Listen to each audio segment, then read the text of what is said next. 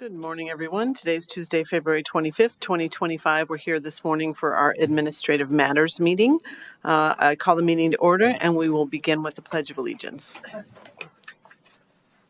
I pledge allegiance to the flag of the United States of America and to the republic for which it stands, one nation, under God, indivisible, with liberty and justice for all.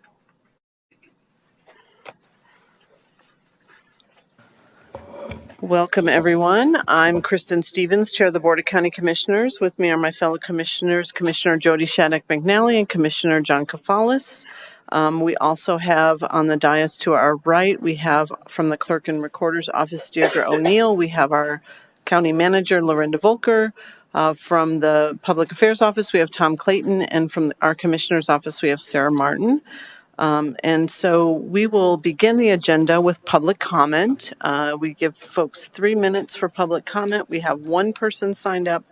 We'll certainly allow other people if they'd like, but I would ask Zach Thode to come to the podium. You'll have 3 minutes to speak, and you can introduce yourself. Yes, Zach Thode here, Livermore, North Fort Collins. I'll try to get this done in 3 minutes. For starters, I just want to thank the Board of County Commissioners and previous boards for the opportunity to serve on the Ag Advisory Board for 12 years. My term ended in November, and I appreciate your commitment to getting new ideas in, and that's a fantastic thing. So I have been relieved of my options on the Ag Advisory Board, and I just wanted to kind of thank you and remind us of what all the work we did there. George Wallace sent a very nice letter months ago, actually, about all the work we've done. But we've done some extensive work on immigration and hemp and manure storage and non-point source pollution and the evolution of the ag economy and private lands and ag districts and water sharing and water project coordination and water project feedback. Lots and lots of work was done out of the Ag Advisory Board for the last decade and more. And I just want to make sure that we appreciate all the work that the Ag Advisory Board does. They provide a good service to the county. And then secondly, I'm looking for advice from you guys, what the next steps are. I'm a very interested citizen, and I've been liberated from one of my duties. So I'm curious what your input would be, but I'm exploring how I can help continue to work on improving relationships between the Open Lands Advisory Board and the ag community. That was always a struggle on the Ag Advisory Board, and I don't know if that's something that I can do as a maybe an applicant to the Open Lands Advisory Board or in some other capacity. But I do look for your feedback. And the other thing I'd like to quickly discuss is, and I asked Commissioner Kafalis yesterday about this, but I know Eric Fried is retiring this fall. There's a number of contractors and engineers that do a lot of work with the building department. Is there an opportunity for a group of folks to help with the rehiring of the next building department manager? Eric's done a fantastic job. Sometimes I've been really hard on him, but and it's reciprocal. We've pushed each other both ways. But Eric's done a fantastic job, and I do appreciate all the work he's done. And so if there's an opportunity for contractors, engineers, or maybe some select homeowners to help with that next transition, I think it might help us into the future, maybe relieve some of the tension that comes with that position. So those are some quick thoughts. Again, thank you for my duration on the Ag Advisory Board. Thank you, Zach. Is there anyone else in the audience who would like to speak? I don't see any hands raised. And Sarah, we didn't have anyone online or on the phone, is that right? Correct. Okay. So we will close public comment. We'll bring it back to the commissioners. Commissioners, any response? Commissioner Kafalis. Yeah, thank you, Madam Chair. Good morning, everyone. Welcome. I just want to express my appreciation for Zach Thode's many years of service, certainly with the Ag Advisory Board, and in many other ways to try to elevate the importance of preserving working farms and ranches. So I'm very grateful for that. I'm sure you have plenty of ideas on how you can engage with the county, and we appreciate that. I would note that one opportunity is that our next Ag Advisory Board, we will have a bit of an update from our building official on building code issues.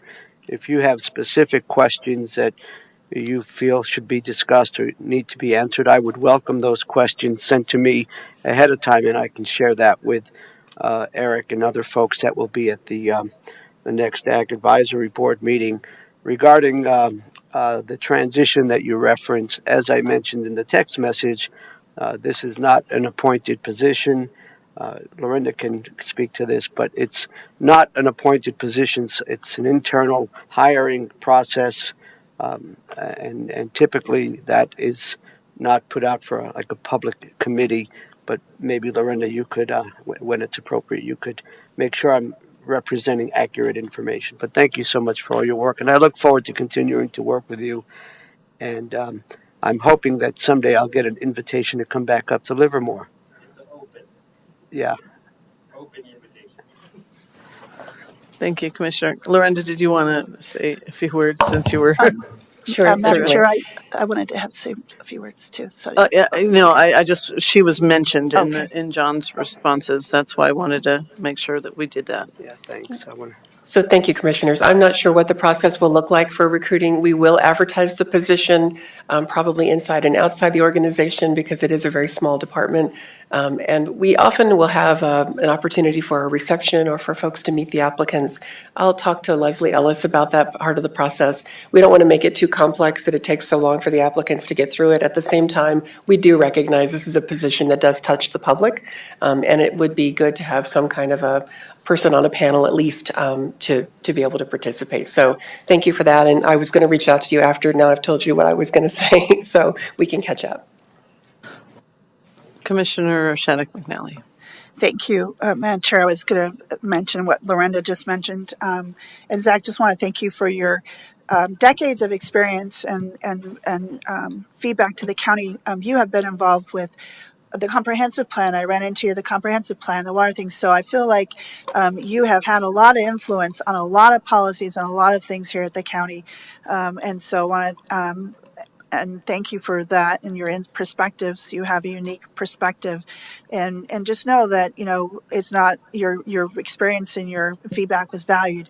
And also, we have lots of other folks too. We want to give them a chance to have some feedback and some influence as well, and some input. So I just want to thank you for your service, because I do know you work very hard and you were very involved with your family, and serving on boards and commissions like this do take a lot of your own time, and they're all volunteer. So thanks for being such a passionate member of Larimer County. Thank you. Yeah, Zach, I'll echo my thanks. Thanks for all your work on the Ag Board. And thanks for reminding us some of the work that you did, because I think you've done good work. And, that's a connection that we always want to have in our community.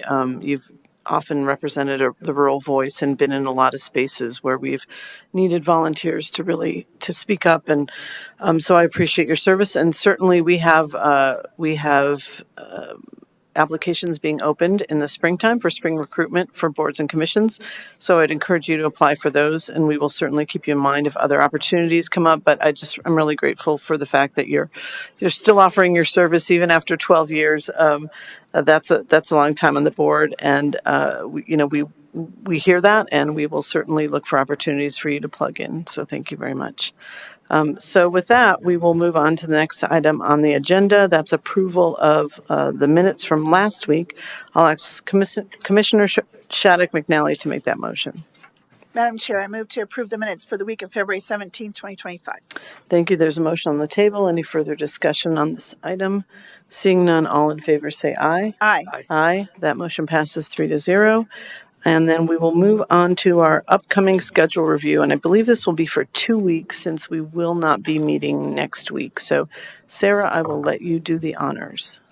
This is the Commissioner's schedule for March 3rd through the 8th, 2025. On Monday, March 3rd, 2025, from 8 a.m. to 5 p.m., Commissioners Stevens and Shattuck McNally will attend the 2025 National Association of Counties Legislative Conference, Washington, D.C. On Tuesday, March 4th, from 8 a.m. to 5 p.m., Commissioners Stevens and Shattuck McNally will attend the 2025 National Association of Counties Legislative Conference in Washington, D.C. From 9:50 a.m. to 10:50 a.m., Commissioner Kafalis will attend a BizWest Affordable Housing Work Session at the Laurie Student Center at 1101 Center Avenue Mall in Fort Collins. From 5:30 p.m. to 8:30 p.m., Commissioner Kafalis will attend the Parks Advisory Board meeting at the Horsetooth Information Center at 4200 West County Road 38E in Fort Collins. On Wednesday, March 5th from 8 a.m. to 10 a.m., Commissioner Stevens may participate in the Virtual Extension Advisory Committee meeting. From 9 a.m. to 12 p.m., Commissioner Kafalis will attend the Dunn Elementary 4th grade class mock commissioners hearing at the Poudre School District Boardroom at 2407 LaPorte Avenue in Fort Collins. From 11:30 a.m. to 1 p.m., Commissioner Shattuck McNally will attend the NOCO Foundation President's Lunch and Learn at 4745 Wheaton Drive in Fort Collins. From 12 p.m. to 1 p.m., Commissioner Stevens will attend the Larimer County Security Meeting at the Justice Center at 201 LaPorte Avenue in Fort Collins. From 1 p.m. to 2 p.m., Commissioner Shattuck McNally may participate in the Virtual Regional Opioid Abatement Learning Forum. From 1:30 p.m. to 3 p.m., there will be a work session with Mark Pfaffinger, Support Services Director, regarding internal services in the Commissioners' Conference Room on the second floor.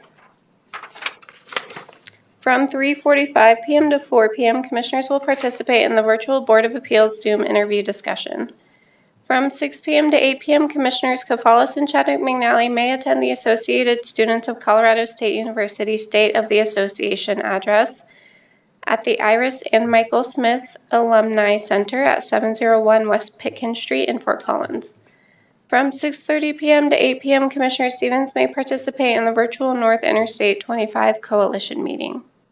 On Thursday, March 6th, from 1 to 4 p.m., Commissioner Stevens will attend the Upper Front Range Transportation Planning Region meeting. It's a hybrid meeting. In person, it will be in the Boyd Lake Conference Room on the first floor or virtually via Google Meet. From 4:30 p.m. to 5:30 p.m., Commissioner Stevens will participate in the virtual Go NoCo 34 Transportation Management Organization Board meeting. From 6 p.m. to 8 p.m., Commissioner Stevens will attend the North Front Range Metropolitan Planning Organization Council meeting in the hearing room on the first floor. On Friday, March 7th, from 8:30 a.m. to 9:30 a.m., Commissioner Shattuck McNally will participate in the virtual State Forest Health Council Legislative Committee meeting.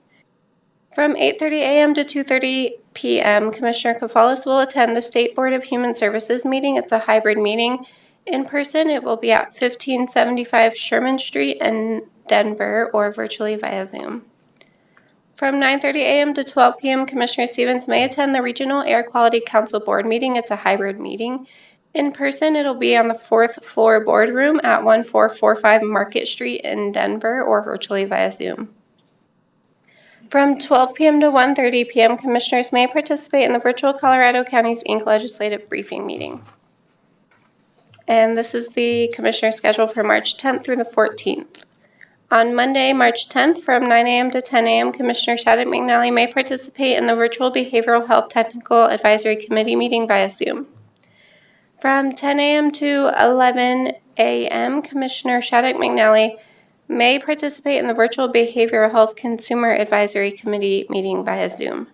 From 1:30 p.m. to 2:30 p.m., there will be a work session with Leslie Ellis, Director of Community Planning, Infrastructure, and Resources, in the Commissioners' Conference Room on the second floor.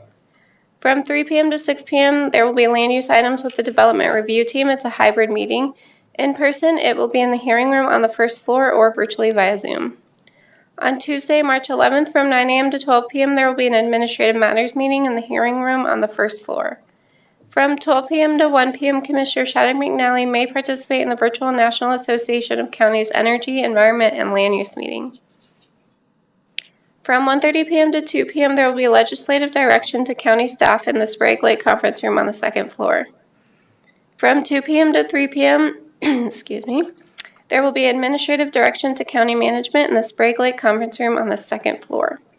From 6 p.m. to 9 p.m., Commissioner Kafalis will attend the Environmental and Science Advisory Board meeting. It's a hybrid meeting.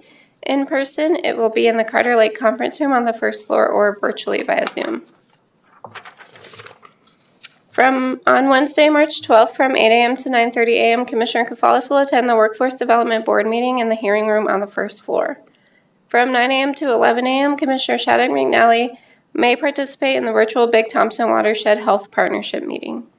From 11 a.m. to 12 p.m., Commissioner Shattuck McNally may participate in the virtual National Association of Counties Rural Auction Caucus meeting. From 1 p.m. to 3:30 p.m., Commissioner Kafalis will attend the Agricultural Advisory Board meeting in the Larimer County Extension Office at 1525 Blue Spruce Drive in Fort Collins. From 6 p.m. to 10 p.m., there will be a Commissioner/Planning Commission work session. It's a hybrid meeting. In person, it will be in the Boyd Lake Conference Room on the first floor or virtually via Zoom. On Thursday, March 13th, from 7:30 a.m. to 10 a.m., Commissioner Stevens will attend the Fort Collins Downtown Development Advisory Board meeting at the Innisphere Ventures at 320 Vine Drive in Fort Collins. From 9 a.m. to 4 p.m., Commissioners may participate in the virtual Colorado Counties Inc. Steering Committee meeting. From 11:30 a.m. to 1 p.m., Commissioners Kafalis and Shattuck McNally will attend the United Way of Larimer County Women Give Luncheon at the Embassy Suites at 4705 Clydesdale Parkway in Loveland. From 1:30 p.m. to 3:30 p.m., Commissioner Shattuck McNally may attend the Office on Aging Advisory Council meeting. It's a hybrid meeting. In person, it will be at 1501 Blue Spruce Drive in Fort Collins or virtually via Zoom. From 3 p.m. to 4 p.m., Commissioner Stevens may participate in the virtual Fort Collins Urban Renewal Authority Finance Committee meeting. From 4 p.m. to 4:30 p.m., Commissioner Stevens may participate in the virtual Non-Attainment Area Air Pollution Mitigation Enterprise meeting. On Friday, March 14th, from 8 a.m. to 9 a.m., Commissioner Stevens may participate in the virtual Colorado Counties Inc. Board meeting. From 8:30 a.m. to 9:30 a.m., Commissioners may participate in the virtual Counties and Commissioners Acting Together Governing Board meeting. And from 9 a.m. to 4 p.m., Commissioners may attend the Colorado Counties Inc. Steering Committee meetings. It's a hybrid meeting. In person, it will be at 800 North Grant Street, Suite 500 in Denver, or virtually via Zoom. Thank you, Sarah. Any corrections or additions? Commissioner Shattuck McNally. Thank you, Sarah, for all the work that you do. I know it's a lot with 2 weeks. Let's go way back to the 6th. I am attending I don't think you mentioned this, CCAT, Public Health and Human Services and Housing Committee meeting at 11:30 virtual. I will be attending that as a commissioner. Just trying to find ones that are on here that have lots of meetings, other meetings happening on either side of that. Also, on the 7th, CCI legislative briefing from 12 to 1, I'll be attending that. March 10th. I don't know if you mentioned the Forest Health Council Leveraging Resources Committee on March 10th from noon to 1. That's a virtual meeting. The 12th of March, I don't know if you put, which one was that? Oh, CCAT, all member hybrid meeting. It starts at 4:30. I'll be in that until we have our, and that's all virtual, till the Planning Commission meeting starts. So I'll be in that. And then on the 15th, I haven't put it on the calendar yet, but since we're talking about it, I will be doing a presentation. I believe it starts at 1 with the Meadowdale Homeowners Association in Estes Valley. And that will be at the, right now it's virtual, but it might get moved to a church, which I can give you the address later, but right now it's virtual. And that's from 1 to 2. Thank you. Thank you, Commissioner. Commissioner Kafalis, any additions or corrections? Just a couple of suggestions for the second week. I think the first week is fine for me, what you listed. And thank you, Sarah. Regarding the land use hearing on Monday, March 10th, it is correct that we have the afternoon hearing 3 to 6. There's a reasonable chance it could spill over into the evening. And so you may want to consult with Leslie Ellis or someone how we might want to put that in. Do we want to reflect that in the calendar? But my understanding is that we would, if we're done by 6, we're done. Otherwise, we would have a dinner break and then resume at 6:30. So you might want to check with folks. I think the only other thing I would mention is that on Thursday, March 13th, Great Outdoors Colorado is having a community event, 6 to 8. I think they're calling it a community dinner, GoCo Colorado, GoCo. And that's at one of our favorite watering holes at the Agave Room, I guess upstairs from the Rio. I think that's all. Thank you, Commissioner. Sarah, I have a few things. On Thursday, March 6th at 4 p.m., I will be a panelist on the Local Governance and Innovation panel at the Democracy Summit. And I think I have that on my calendar, and I have a habit of removing things accidentally from my calendar, so I wanted to add that back. And then on Wednesday, March 12th from 11 to 1, I have a joint allocation meeting. I'm on the Works Allocation Committee, but also we will be meeting with the Child Welfare Allocation Committee and the Child Care Assistance Committee as a joint group to look at funding for human services. And then on, I will also be at that CCAP meeting on March 12th from 4:30 until we start the meeting with our planning commission at 6. And then at Thursday, March 13th, I will be at the ribbon cutting in Wellington for the water treatment plant and the water reclamation facility. And I believe we have that scheduled from, I believe, 12 to 1:30 on my calendar. And that's it for me. And I can Madam Chair, confirm that. Yes, Commissioner. I appreciate folks reminding me.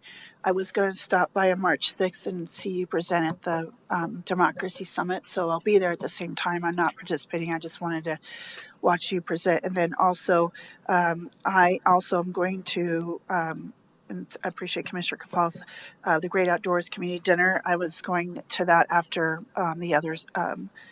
I'm pretty much booked back to back that evening, but you can add that to my calendars where I'm going a little late, but I'll be there at that. Thank you. Also wanted to welcome you to come to the North Front Range Metropolitan Planning Organization. The Upper Front Range Transportation Planning Region meetings are both we're hosting in Larimer County in March. So you can think about whether you want to add that to your calendars. All right. I think that's it for calendaring. So good work. Thanks, Sarah. Sorry, 2 weeks worth is a lot. We'll move on to the consent agenda. It's relatively small, but I will go through the items on the consent agenda now. So the first item is an agreement. It's agreement number Amendment 4 to Agreement for Jail Services. This agreement allows and describes the terms covering the holding of municipal sentenced and pre-sentence offenders from the city of Loveland by the Larimer County Sheriff's Office Jail. So folks may not know, but both Loveland and Fort Collins contract with the jail to be able to have beds available for municipal offenses in the jail. So the total dollar amount to reserve these bed spaces for the city of Loveland is $78,037. We have 2 letters of support. The first one is a Comcast BEAD Round 2 letter of support. So we would be supporting Comcast's request for funding to deploy internet services, broadband in parts of the county. And then the second letter of support is for Nunn Telephone, also for a BEAD grant for broadband support. And so we will be supporting those 2 entities as they seek to government funding for expanding broadband into rural areas of the community. We have 2 liquor licenses. The first one is a liquor license change of manager for HCG Ptarmigan LLC. the Ptarmigan Country Club, and that is a hotel and restaurant license type. The next liquor license is Athletes in Tandem Inc., and that's a special event liquor permit for 6%. We have 5 miscellaneous items. 2 of the items are stipulations as to tax year values. The first one is for a 2023 value, and the second is for a 2024 value. There's more information on those on the website.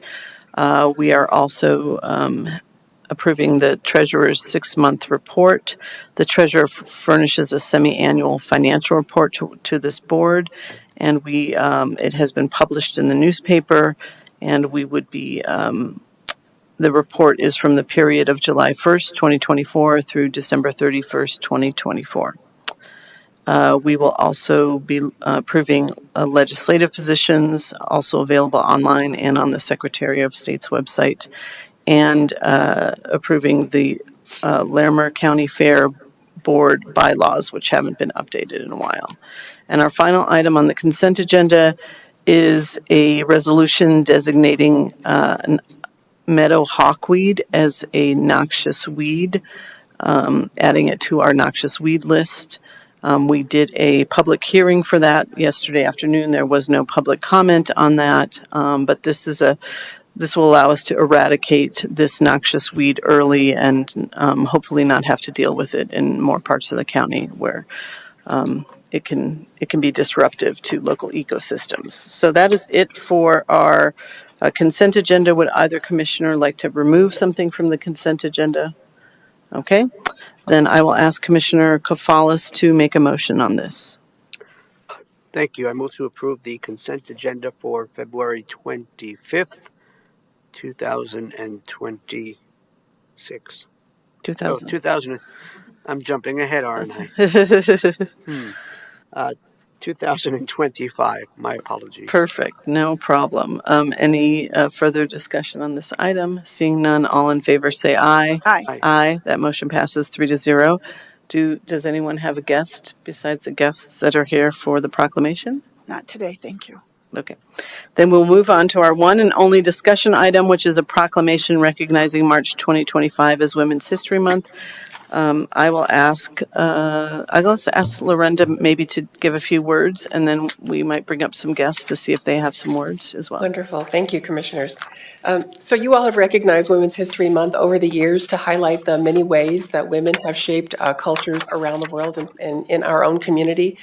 This proclamation allows us to highlight contributions, to celebrate successes, encourage strong role models, and empower future generations to continue the good work.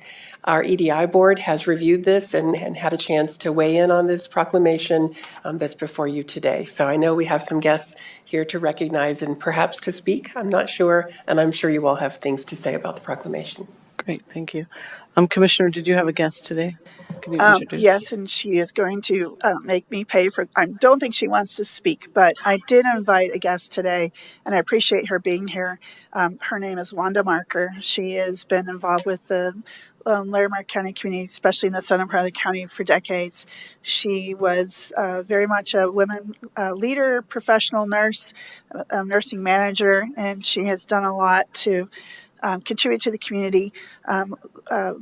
Wanda and I serve on the American Association of University Women, which has been empowering women since 1881.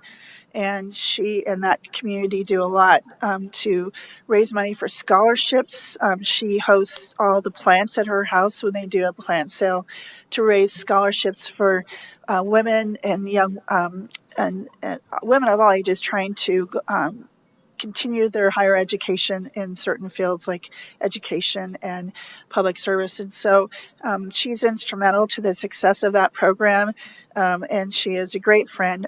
Wanda and I also, I am the co-founder of the Women's Suffrage National Monument Foundation, which is placing a monument to honor the women's suffrage movement on the National Mall in Washington, D.C., because there is no outdoor monument. And when I asked Wanda to serve on the original and first board, we served together for over 4 years. I was president, and I believe she was board of at large, and I just wanted to have her come. I appreciate her coming today. She also is a proud grandma of some amazing granddaughters, who she is certainly a role model, and she has been just a source of always stepping up and helping the community with needed. So I don't think she wants to speak, but I know she wanted to come and receive the proclamation on behalf of the women that she meets with. And I missed the meeting last night. They had a large AAW meeting last night that I couldn't attend. So I don't think she wants to, unless you wanted to speak, come on up, Wanda, just for a second. She's just here to receive it. But I wanted to make sure you understood why I invited her. And so, yeah. Yes, it was late because anyway. But I just want to explain. Right. Yeah. Yeah, they're actually, that group hikes every Tuesday, which I find very frustrating because they choose the day I can't join them when this women hiking group. So yeah. So anyway, thank you for being here, Wanda. You're welcome. And we also have Rosemary Rader from the National Organization for Women. For folks who aren't familiar with that organization, it's an organization that takes a holistic approach to women's rights. Their priorities are winning economic equality, championing reproductive freedom and other women's health issues, combating racism and violence against women, amongst other things. So, Rosemary, did you want to speak for a few minutes? Okay, perfect. I just want to thank you on behalf of our chapter here in Northern Colorado for this proclamation. It is so important these days that we can still recognize DEI, even though that's sort of verboten at a federal level these days. I also want to thank all three of you commissioners for coming to the People's March in January, which our chapter was one of the co-sponsors. We appreciate your support very much. For those who don't know, our chapter worked also very hard last year to get Amendment 79 on the ballot and worked for its passage. So we've worked a lot with Planned Parenthood and Coloradoans for reproductive freedom. And we really appreciate the recognition for women because we do feel it's so important. And we're not there yet by any means. So thank you very much. Thank you, Rosemary. Appreciate that. So I will ask Commissioner Shattuck McNally to read the proclamation and then make the motion, and then we will take a little photo. So.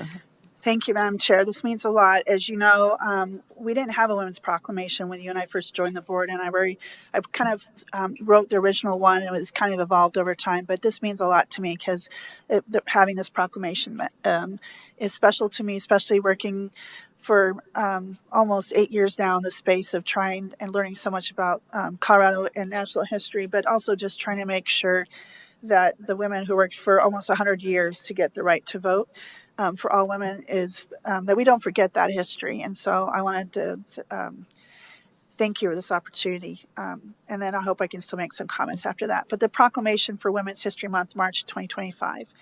Whereas the Women's History Month recognition began in one town in 1978 when a task force of the Sonoma County Commission on the Status of Women celebrated Women's History Month in Santa Rosa, California.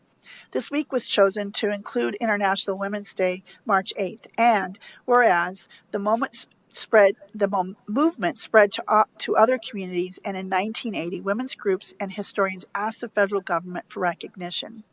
President Jimmy Carter proclaimed the week of March 8th, 1980 to be National Women's History Week, and whereas the recognition was renewed by later presidents until 1987, when Congress designated March as Women's History Month, and whereas throughout our history, women have fought tirelessly to further our democracy's reach and help with progress towards a more perfect union.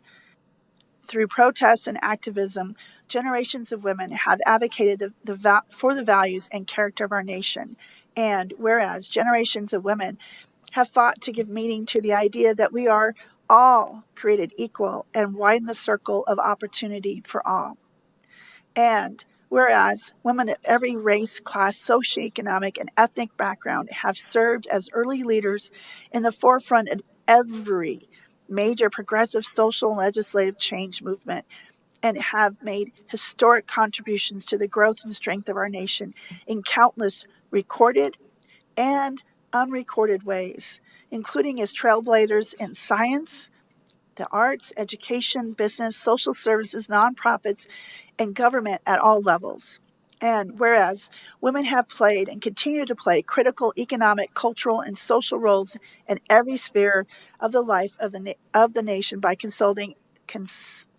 constituting a significant portion of the workforce working inside and outside of the home. And whereas women have played a unique role throughout the history of the nation by providing the majority of the volunteer labor force of the nation. And whereas women were particularly important in the establishment of early charitable, philanthropic, and cultural institutions in our nation and continue to fill a majority of these roles in these fields.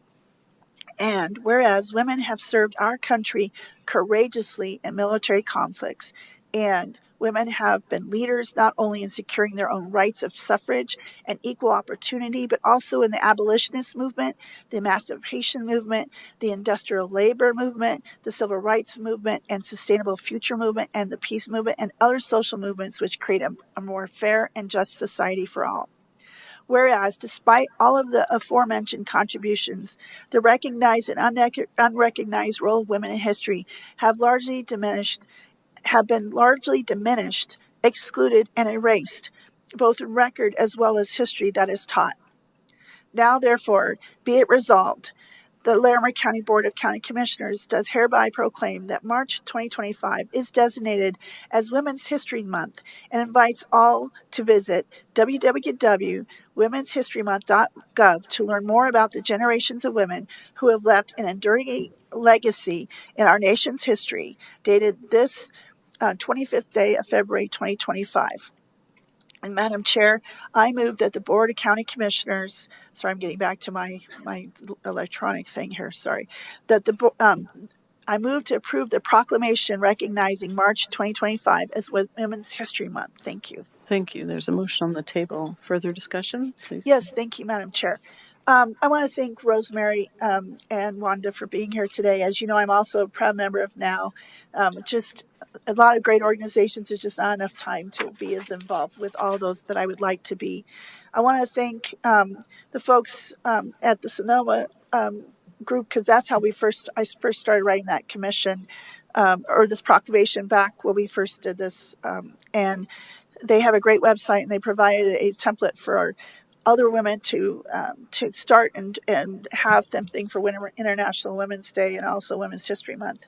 Commissioner Stevens and I will be in Washington, D.C. next week, and certainly there is some great history to look at and to explore in our nation's great capital to honor and think about the work that women have done over the years.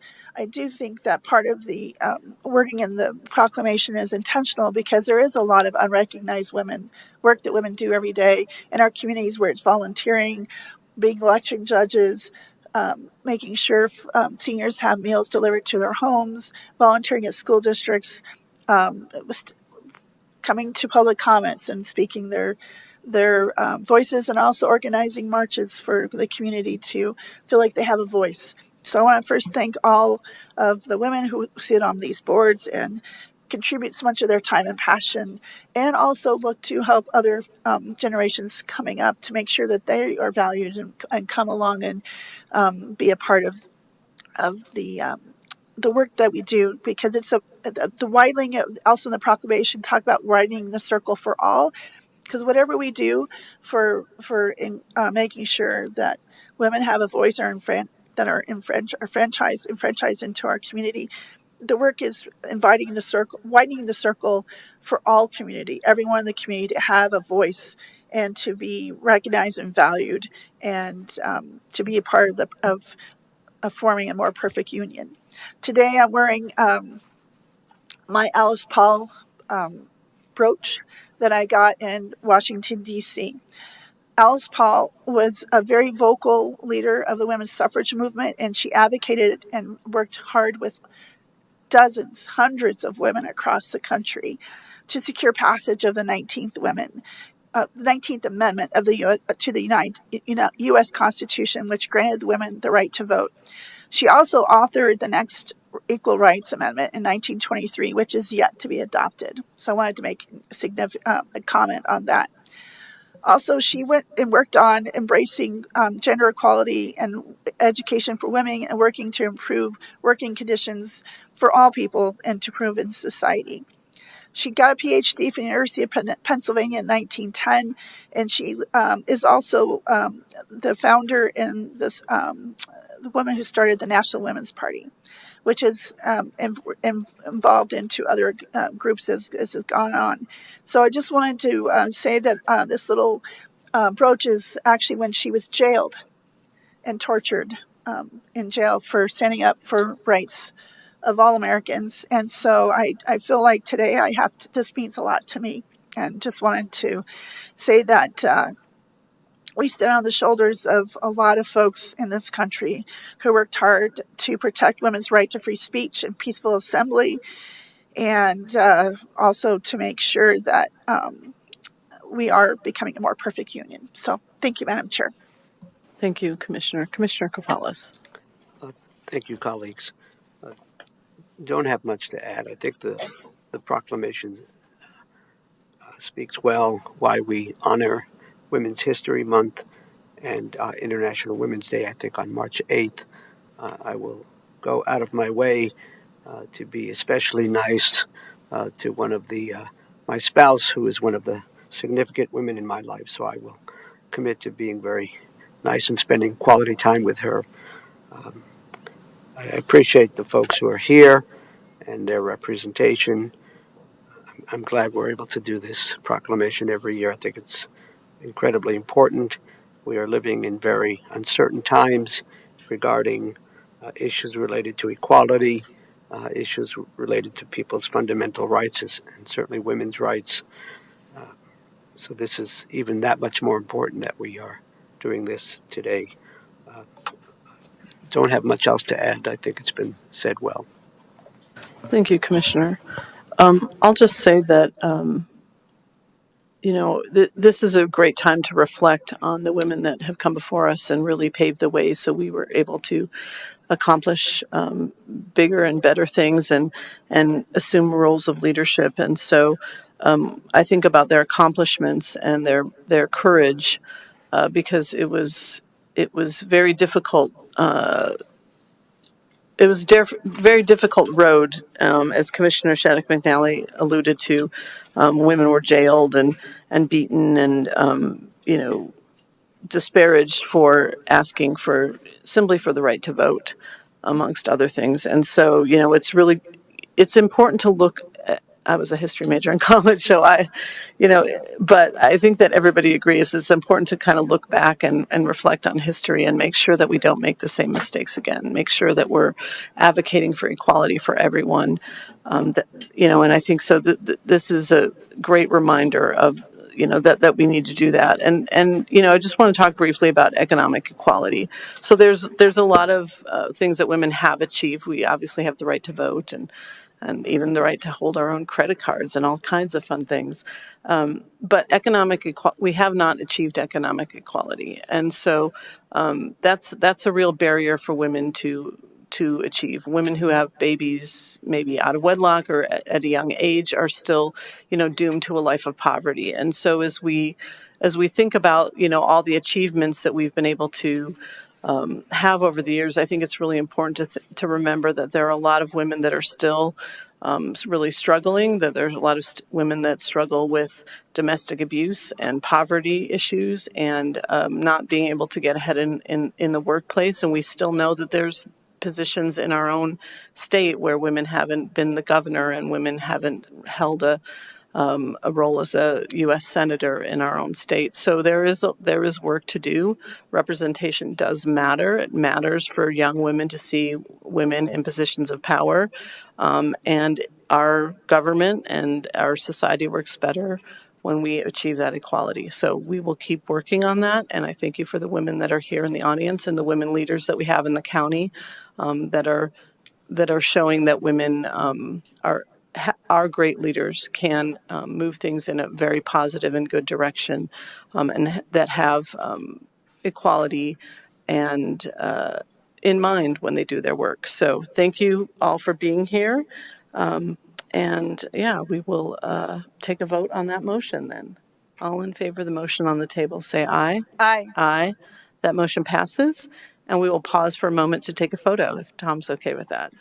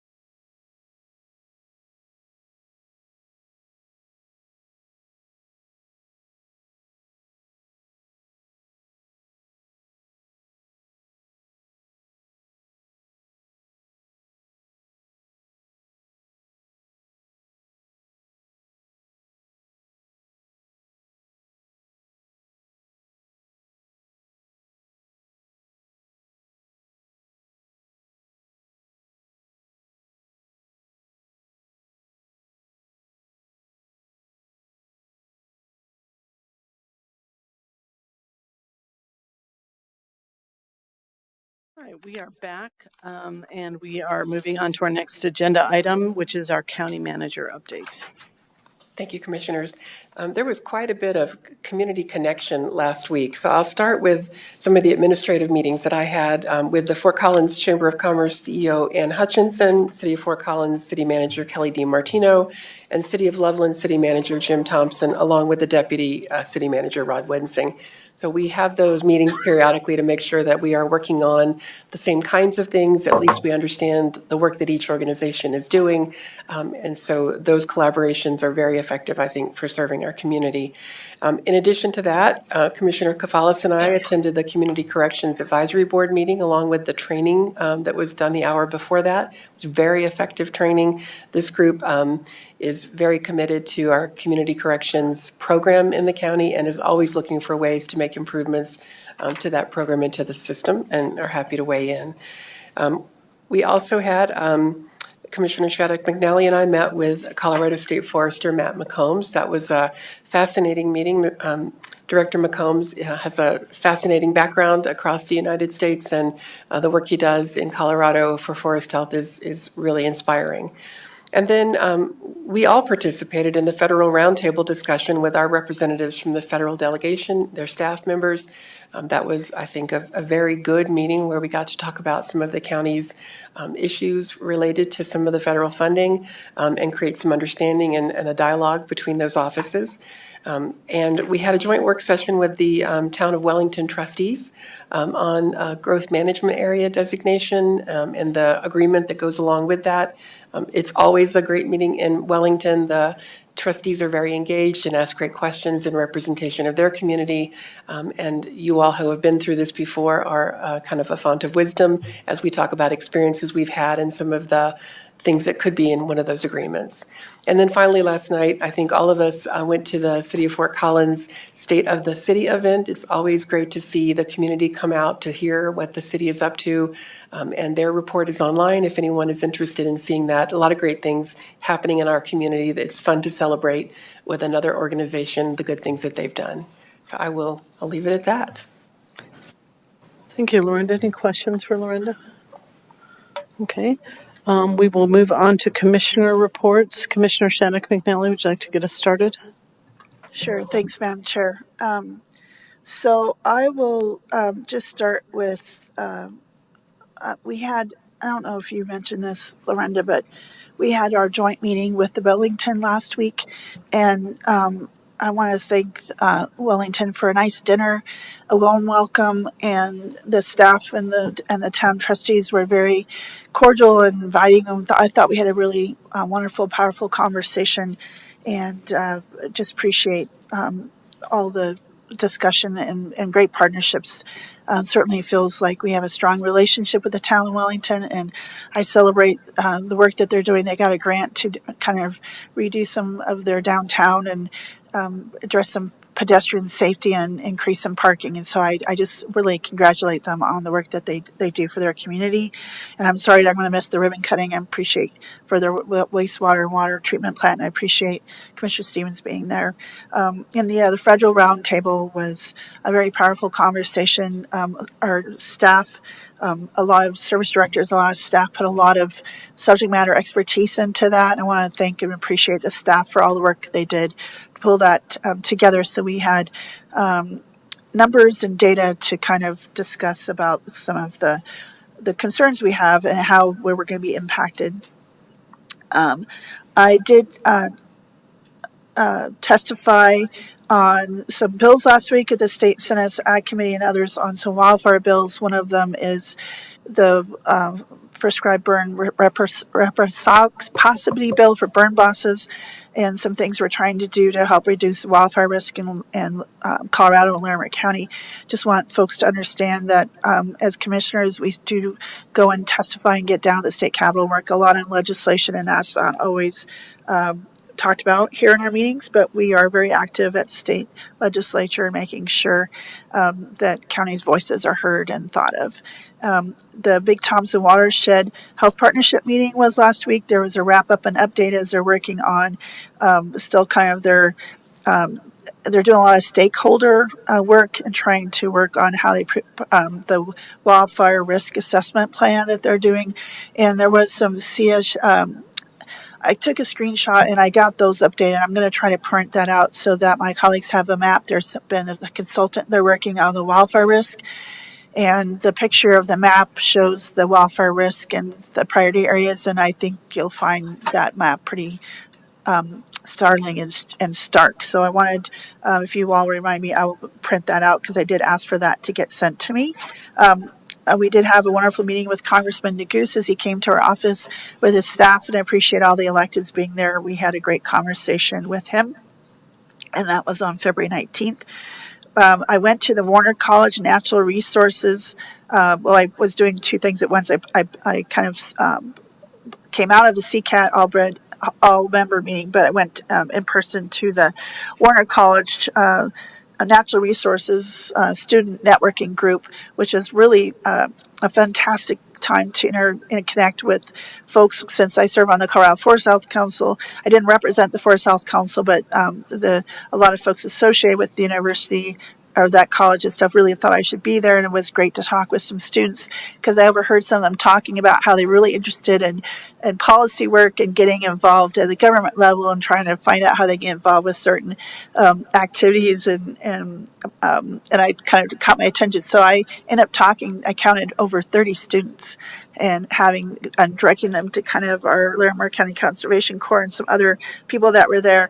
And it was really exciting. And they were really it kind of lifted their spirits to know we cared and that we thought there was still a lot of hope and that and how much we valued their education into being land stewards and into natural resources. So I really enjoyed that evening. And then of course, we had our county commissioners meeting.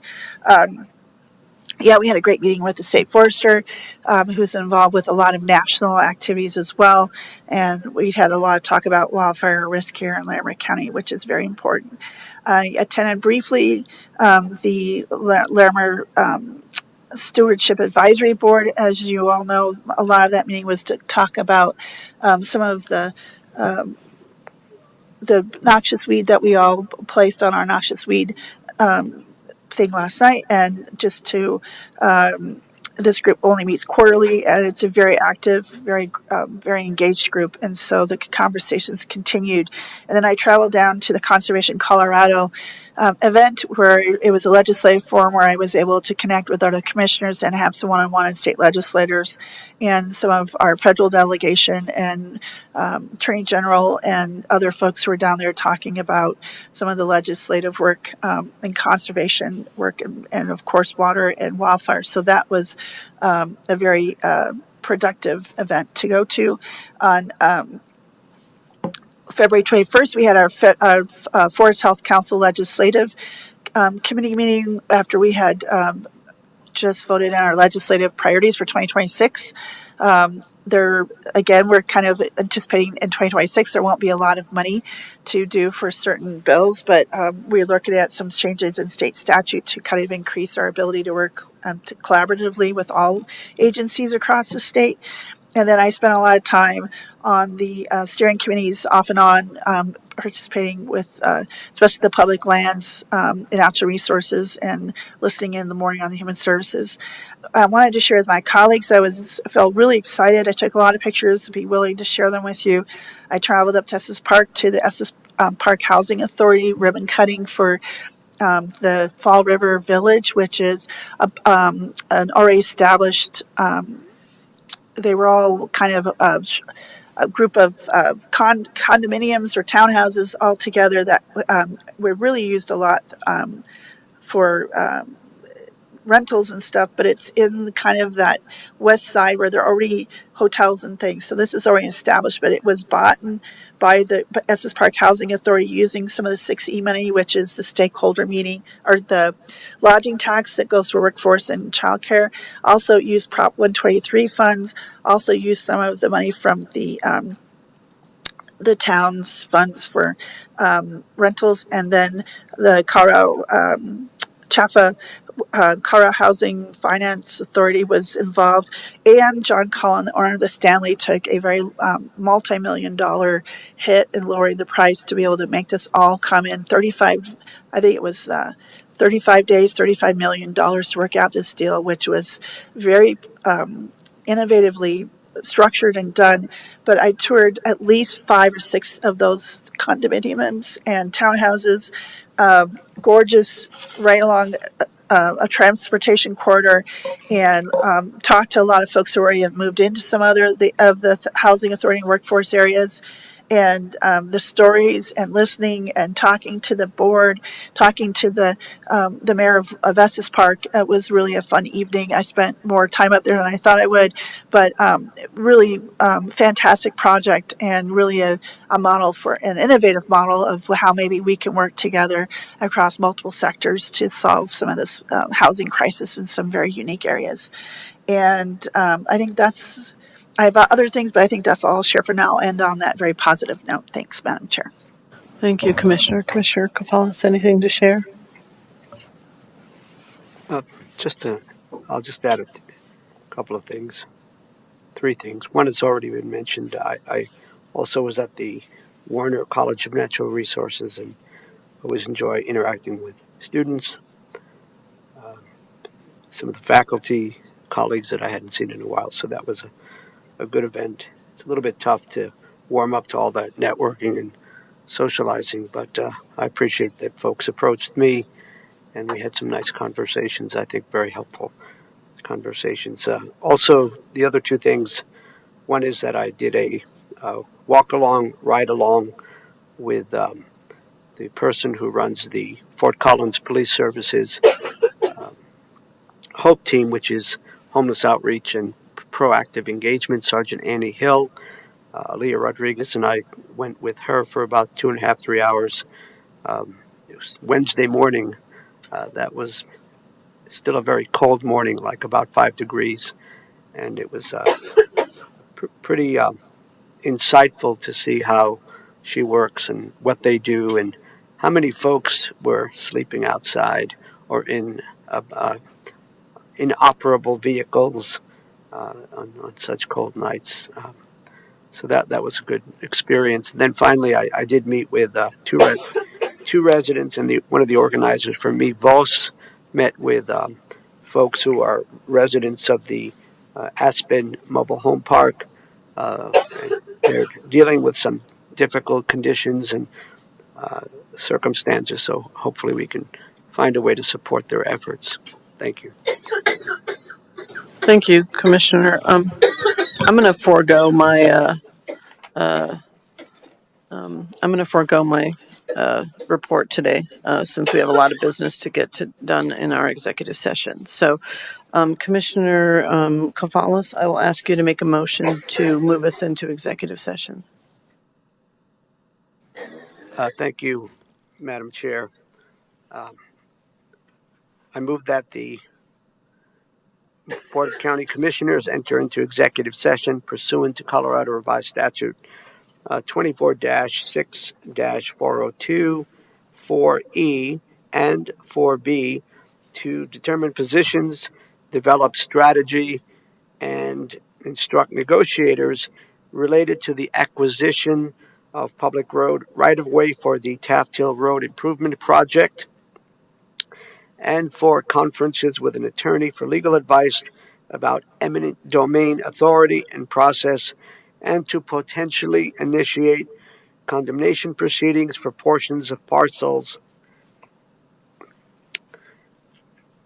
973-420-8007, 973-420-8006, 973-420-8005, 973-420-8002, 973-420-8001, 973-420-5005, and finally 973-420-5004. Thank you, Commissioner. There's a motion on the table. Any further discussion? No. Okay, I will just say that there is a decision expected after this executive session, so we will be coming on the air after our executive session. And so we will pause for a moment to go into that executive session, but there's a motion on the table. All in favor say aye. Aye. Aye. That motion passes 2-0, and we are moving into executive session. Thanks, and we'll be back soon.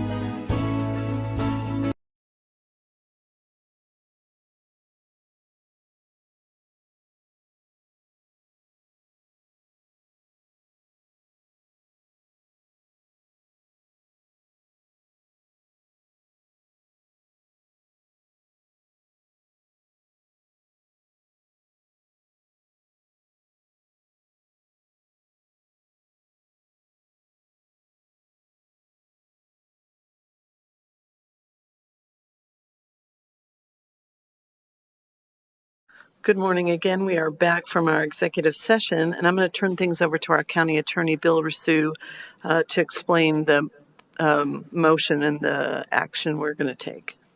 Thank you, Commissioners. Good morning. The county has a road improvement project that it's working on South Taft Hill Road.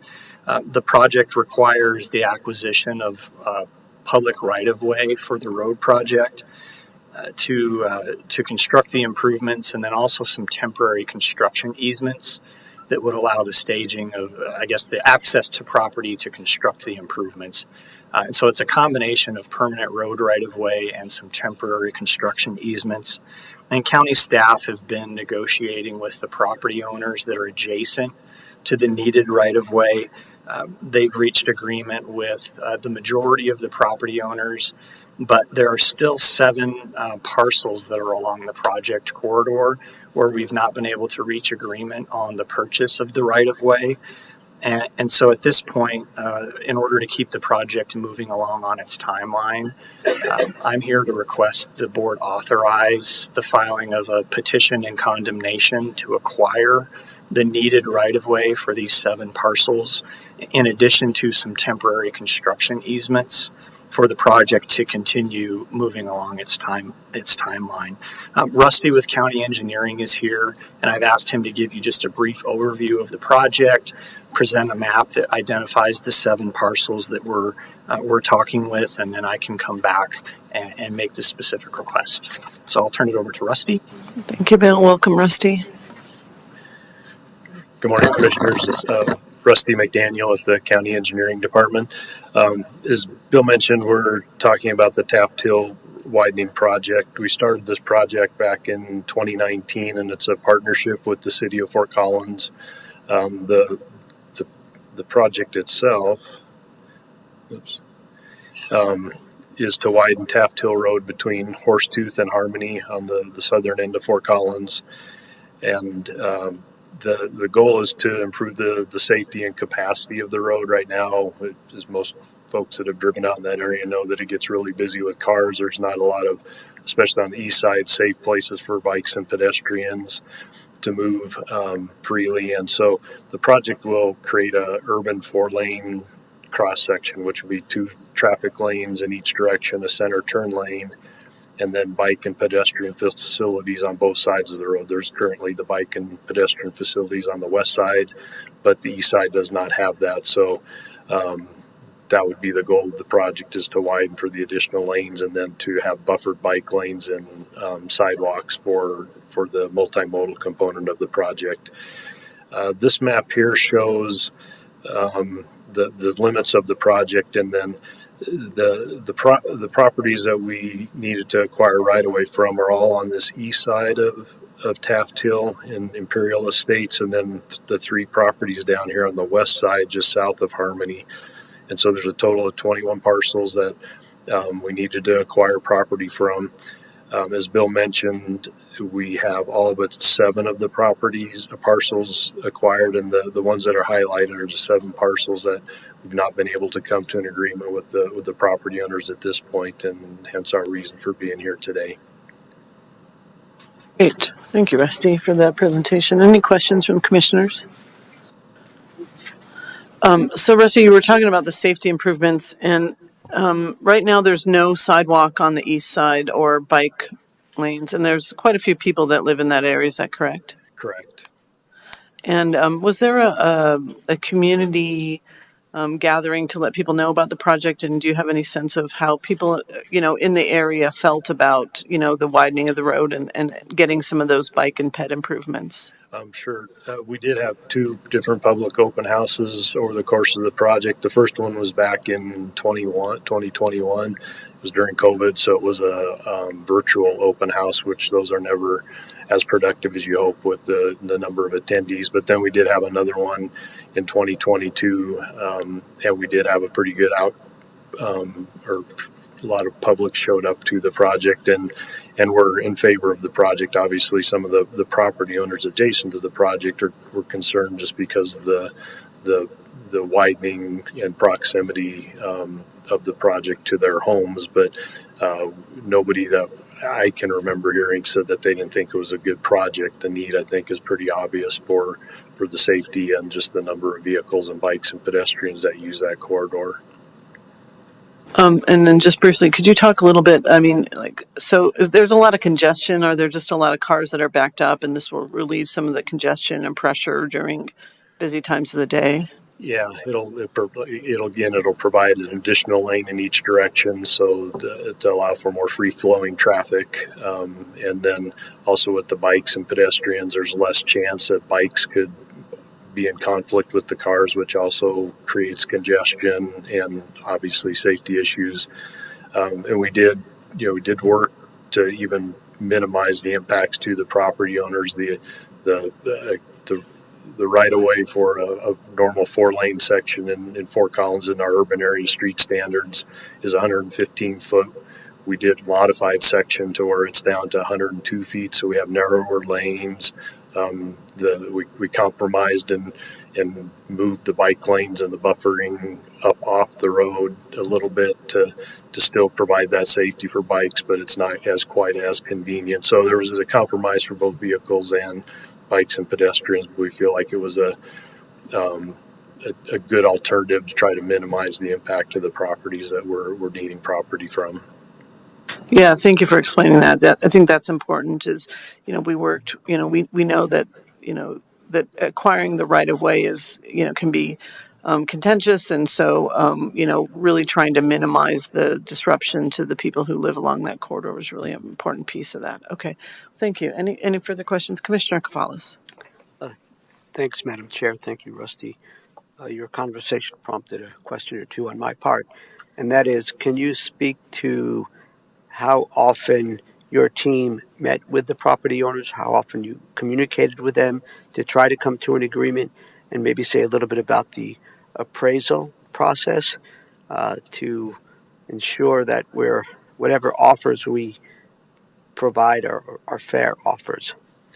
Sure, it's a little bit different with each property owner as far as the number, but the process we followed is we notified property owners that we were going to be needing to acquire property once we had the design preliminarily done, and then we moved to doing appraisals of what those impacts were going to be.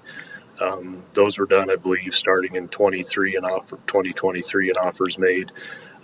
Then there was negotiations back and forth with the property owners. Some it went really quick, others, such as the ones we're working with today, not as quick. Depending on the issue, the discussion sometimes revolved around locations of a driveway or landscape impacts, that type of thing. So there'd be more conversations geared to those specifics. Other times, people worried about how drainage would impact their property.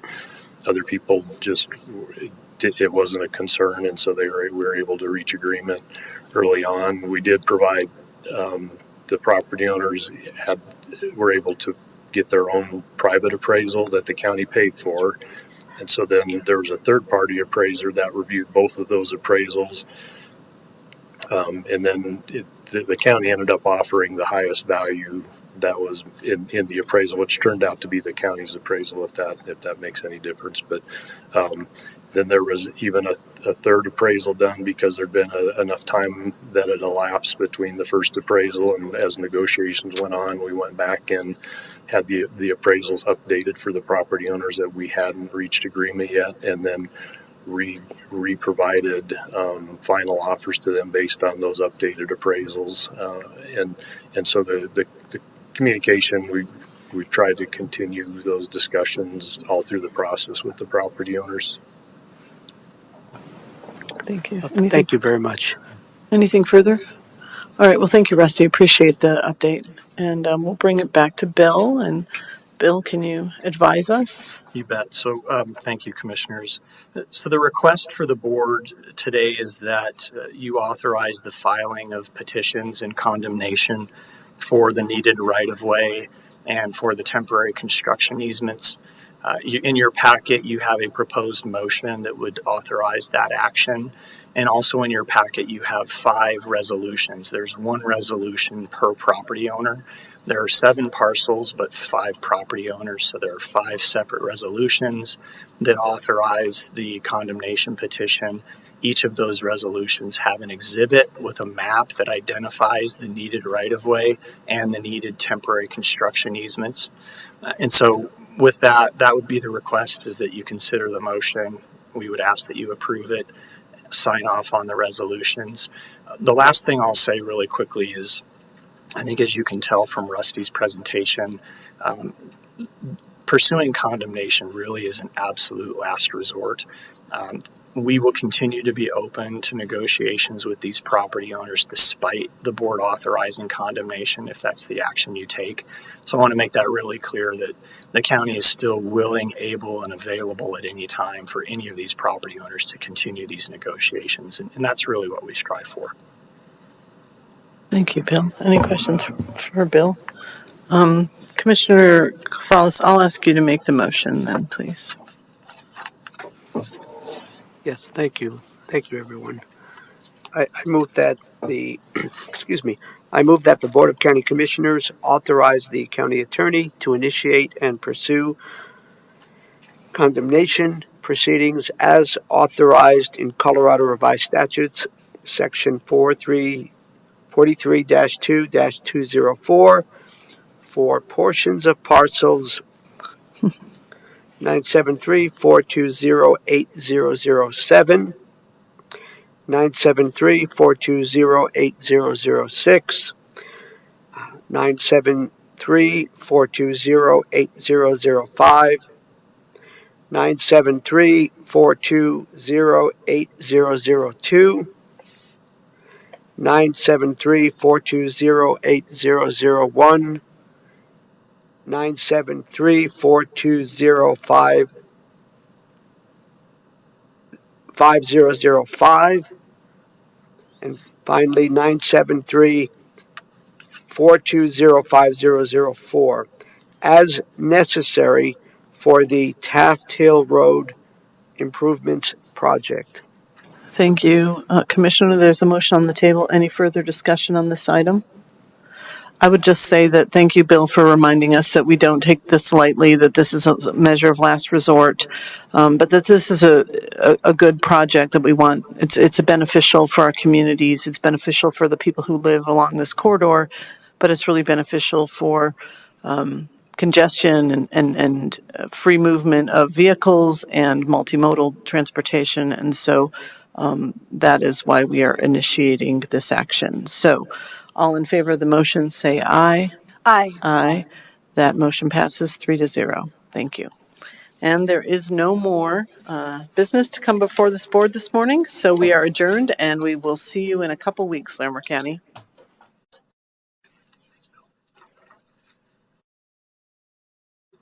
Thank you.